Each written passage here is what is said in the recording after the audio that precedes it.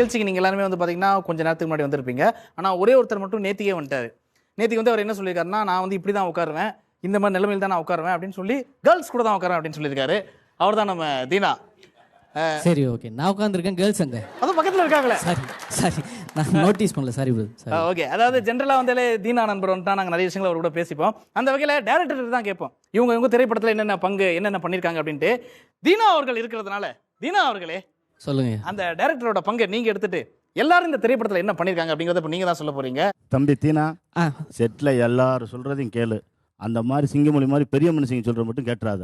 சரி, நீங்க சொன்னா கேட்டுக்கிறேன். ஏன்னா நீங்க அவரோட பெரிய மனுஷன்ல, நீங்க சொன்னா கேட்டுக்கிறேன். பத்தியா?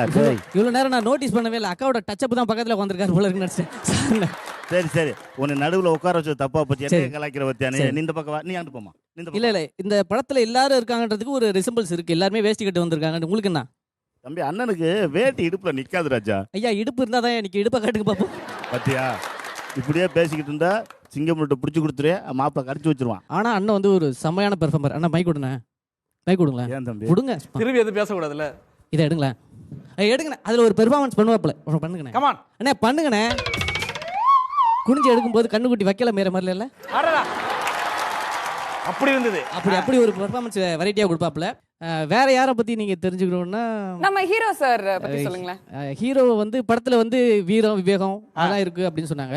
என்னதான் படத்துல அவரோட கேரக்டர் அப்படி இருந்தாலும் படத்துல என்கிட்ட அப்படி அவரால் இருக்க முடியாது. என்னதான் பெரிய ஹீரோவா இருந்தாலும் என்கிட்ட அவர் தலை குனிஞ்சு தான் பேசுவாப்ல. வாங்கல வாங்க, சும்மா எந்திரிச்சு பாத்தீங்களா தம்பி? அது வாங்கிட்டே இல்ல, எல்லாத்தையுமே அவர் தலை குனிஞ்சு தான் பேசுவாரு. அதுதான். ஆமா, ஓகே. ஹீரோயின் எப்படின்னா, இங்க எப்படி அமைதியா இருக்கிற மாதிரி நடிக்கிறாங்களோ அதே மாதிரி தான் ஸ்பாட்லயும் அமைதியா இருக்கிற மாதிரி நடிச்சாங்க. ஆமா, நிஜமாவே? ஆமா, நல்லா நடிக்கிறாங்க. ஆமா, இவங்க இங்கேயும் நடிக்கல, ஸ்பாட்லயும் நடிக்கல. அது வேற விஷயம், அதை நான் சொல்ல விரும்பல. சரி, சிங்கம் புலியான். சிங்கம் புலியானலாம் மனுஷனே கிடையாது. இல்ல, தெய்வத்துக்கு சமானம். காமெடியில ஒரு தெய்வத்துக்கு சமானம். அதனால அண்ணன் வேற லெவல்.